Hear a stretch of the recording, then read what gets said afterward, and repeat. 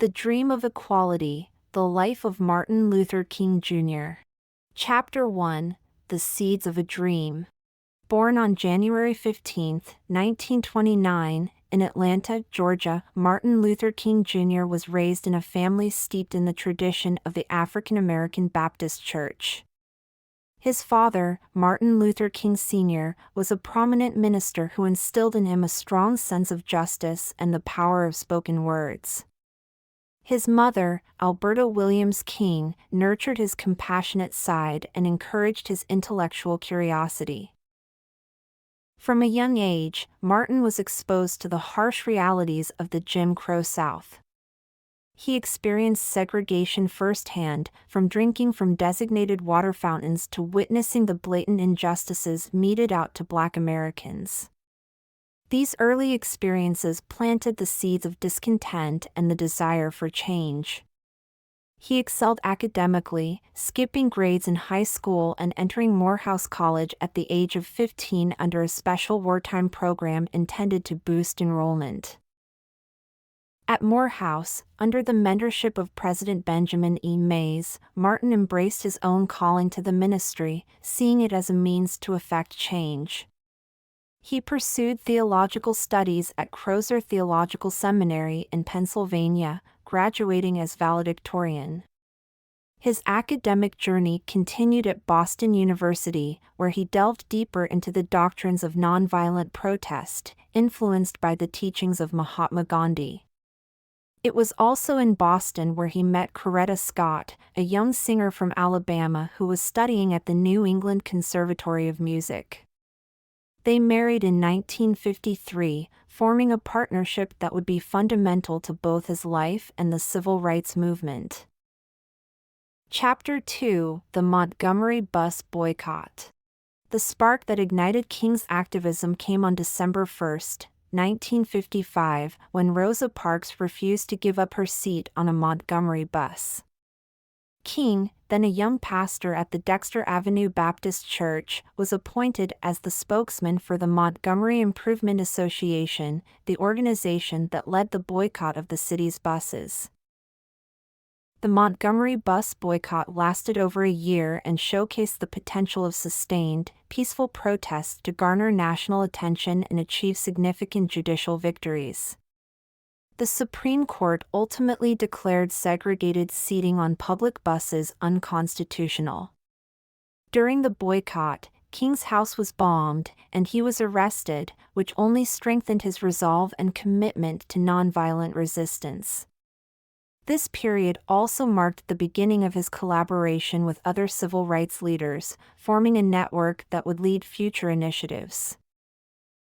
Chapter 3, The Southern Christian Leadership Conference. Capitalizing on the success of Montgomery, King helped found the Southern Christian Leadership Conference, SCLC, in 1957. As its president, he sought to catalyze the civil rights movement across the South through leadership training and activism based on nonviolent resistance.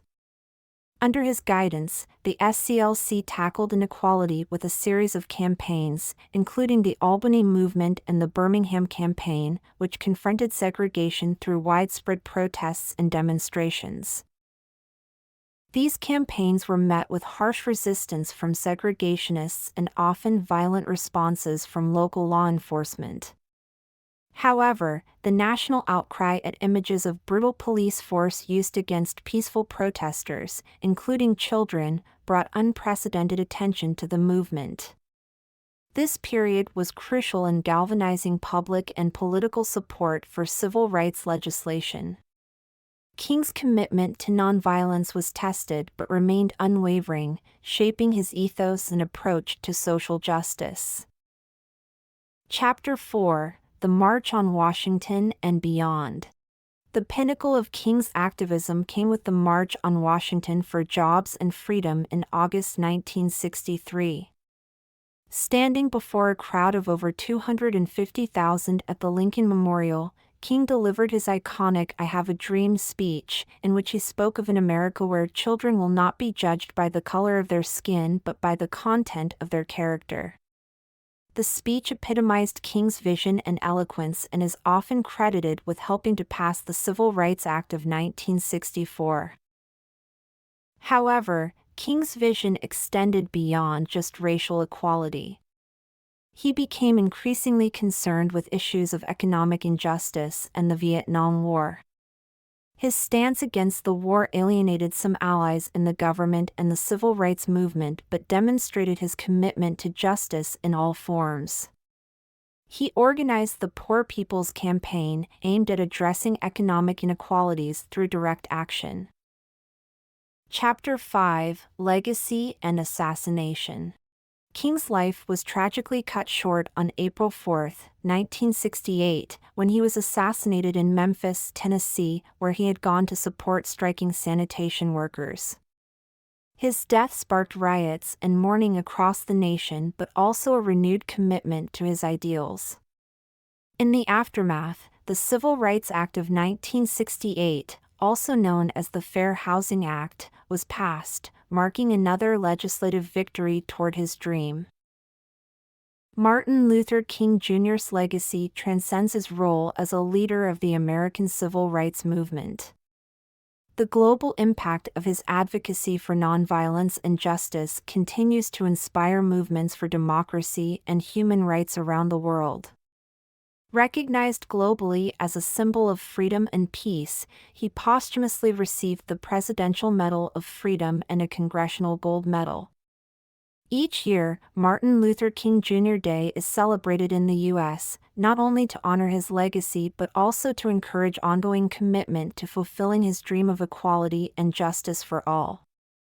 Through his teachings, King continues to influence those striving for a more equitable world, proving that one person's courage and voice can indeed make a monumental difference.